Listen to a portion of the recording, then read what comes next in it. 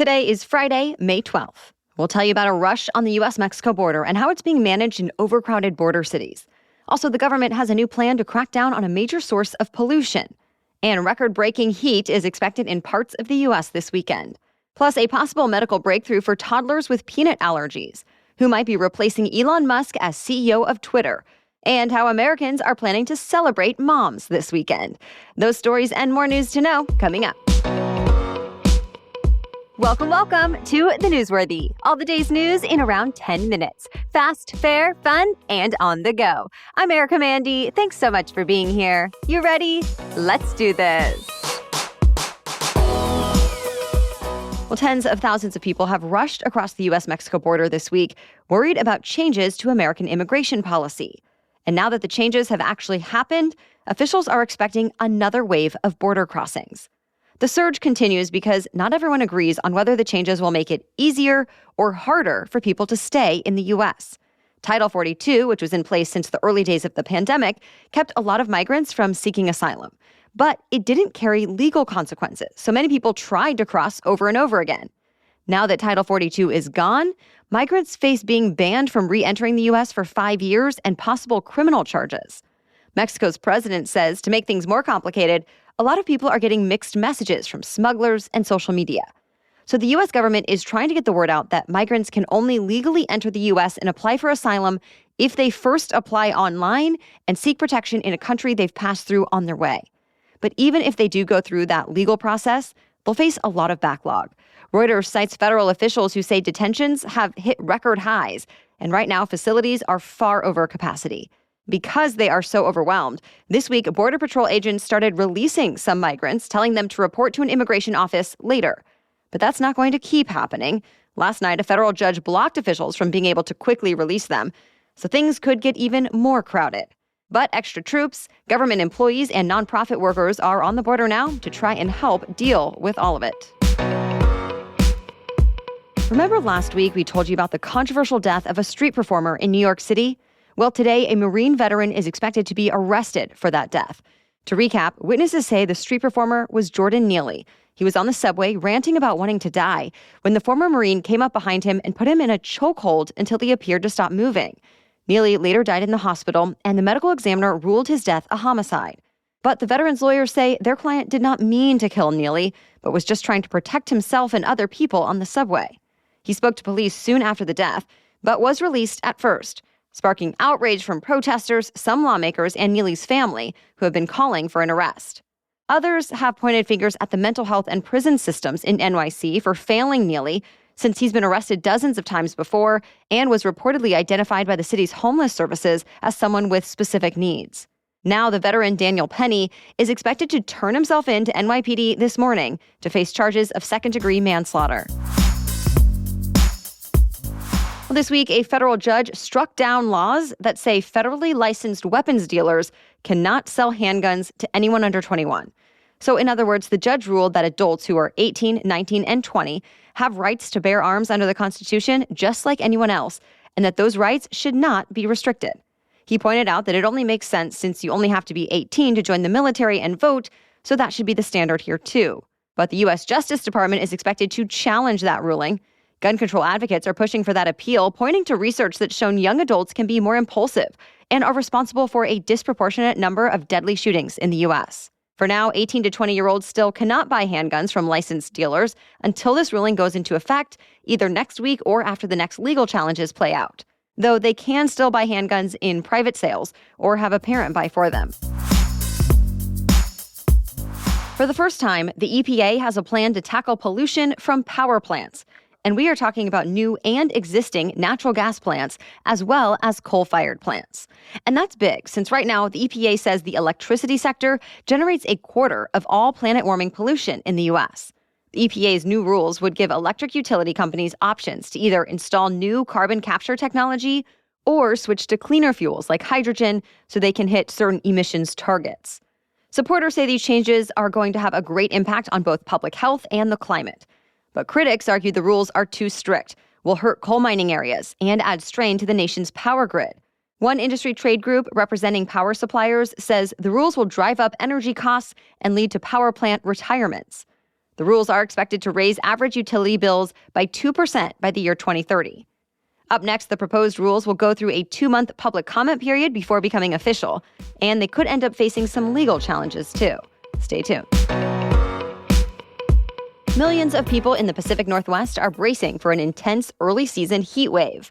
Both Seattle and Portland, Oregon could see their first 90-plus degree days of the year, which is kind of strange. Seattle's average high temperature at this time of year is usually in the mid-60s, and extreme heat is historically so rare in that part of the country that air conditioning is not always a given. The temps are already going up this morning, and they're expected to reach record-breaking levels tomorrow through Monday. Meanwhile, this weekend could be colder and wetter than usual for this time of year in parts of Texas and the Gulf Coast. All right, we have much more news for you still coming up. But first, I want to let you know about our partner, Rothy's. There are several things I do on a regular basis to try and be a bit more sustainable in my everyday life, like drink out of only reusable bottles, bring bags to the grocery store, and be mindful of the food we buy to try and avoid wasting it. I also try and pay attention to where I buy my wardrobe. Rothy's makes it so easy because I know all of Rothy's shoes and bags are made with their signature thread, repurposed from single-use plastic bottles. Plus, because they're durable and machine washable, I can keep them in my closet longer. If you've been listening for a while, then you know I think Rothy's shoes are also very chic and very comfortable. I can throw them on for a fancy brunch or dinner, or just walk around the block or a quick errand. And no matter your specific style, Rothy's has dozens of options. I love the colors for spring especially too. So many vibrant, fun hues to choose from. Or just go with the classic colors of the best sellers, like a go-to shoe, the flat. For stylish and sustainable shoes, shop Rothy's, and you can get $20 off your first purchase at rothys.com/newsworthy. That's ROTHYS, rothys.com/newsworthy. A new type of treatment might change the future for toddlers who are severely allergic to peanuts. An experimental skin patch is showing real promise. In a clinical trial, children between the ages of 1 and 3 wore the patch for about 22 hours a day for a year. Then about 2/3 of them were able to tolerate the equivalent of 1 to 4 peanuts. And that's a huge leap for children who couldn't tolerate even a small fraction of a peanut before. The patch is called ViaSkin, and it's coated with a small amount of peanut protein to be absorbed into the skin. It's not trying to get rid of the allergy completely, but to instead train the kids' bodies to be okay in case of an accidental bite or exposure. The company behind the skin patch hopes to get FDA approval, but first plans to run more studies, including one for kids 4 to 7 years old. The FDA has officially lifted all restrictions specific to gay and bisexual men who want to donate blood. We actually told you about this back in January when the new guidance was first proposed, but now it is finalized. The FDA initially banned donations from gay and bisexual men in the 1980s due to the HIV/AIDS crisis.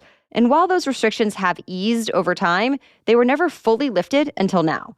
Under the new guidance, all prospective donors will be asked about their sexual history within the past 3 months for an individual risk assessment, regardless of their sexual orientation. Note that blood banks are not required to follow the FDA's recommendations, though most do.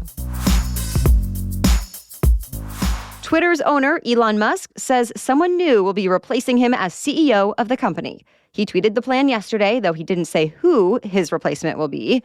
But the Wall Street Journal is citing sources who say Linda Yaccarino is in talks to take over. She's the current chairman of global advertising and partnerships at NBC Universal. She's been with that company for over a decade and was apparently key in the launch of its ad-supported Peacock streaming service.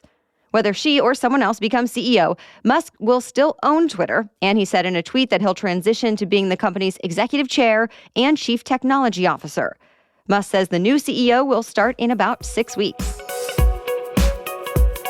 The well-known exercise bike manufacturer Peloton is recalling more than 2 million bikes in the U.S.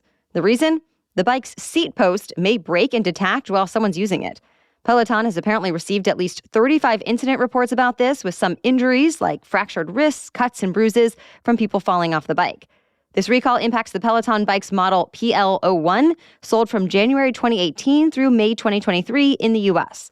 The company is telling people to stop using the recalled bikes immediately and contact the company for a free repair. Peloton is offering a new seat post that can be self-installed. This Sunday is Mother's Day, and Americans are expected to spend big on mom this year. The National Retail Federation says spending is expected to top $35.7 billion overall. That's nearly $4 billion more than last year's record high. It averages out to about $274 per person who's planning to celebrate. Like most years, the most popular gifts are flowers, greeting cards, and special outings like dinner or brunch. A few other popular options are jewelry, clothing, electronics, and subscription boxes. But you don't have to spend big to make the moms in your life feel special. Financial experts also suggest preparing meals at home, watching mom's favorite movies, or making a homemade card. Of course, we want to wish all the moms listening a very happy Mother's Day. And this weekend, we will be talking about moms as part of 2 special episodes. First, on Saturday, tomorrow, we discuss the impact of hustle culture on us all, including and especially moms. Then a special bonus episode to encourage all mothers to take at least a few minutes to themselves. The episode will be called Mindfulness Meditation for Mother's Day. All right, that's it for the main news today. So now it's time for Feel Good Friday, when we bring you one extra feel-good or positive news story before the weekend. But first, this episode is sponsored by Wondery's new podcast, Think Twice. Michael Jackson was one of the most influential pop stars of all time, but his legacy is tainted by accusations of sexual abuse. Since his death in 2009, the world has struggled with how Michael Jackson should be remembered. As an eccentric cultural icon, a global humanitarian, or a monster. In their new podcast, Think Twice, Michael Jackson, journalists Leon Neyfakh and Jay Smooth delve into the complicated and unresolved legacy of the King of Pop. Through dozens of original interviews with people who watched his story unfold up close, Think Twice reveals a new perspective on his artistry, his controversies, and how we should remember him. Follow Think Twice, Michael Jackson on Audible or the Amazon Music app. Okay, now back to Feel Good Friday. A British World War II veteran celebrated his 105th birthday with a whole lot of reading material. Ernest Horsfall received more than 4,000 cards from strangers all around the world, including British Prime Minister Rishi Sunak and King Charles. The UK's Armed Forces charity, Royal British Legion, put out the call for cards a couple of months ago. Horsfall has no immediate family members still alive and lives in a residential home. But the Royal British Legion said the World War II generation should not be forgotten, especially not on a birthday. And it seems thousands of people around the world agreed. Horsfall said he was surprised and amazed at how many people wrote to him. And in return, the 105-year-old veteran passed on his secret to living a long life. Horsfall said, quote, "Keep living as happy as you can and keep a straight mind."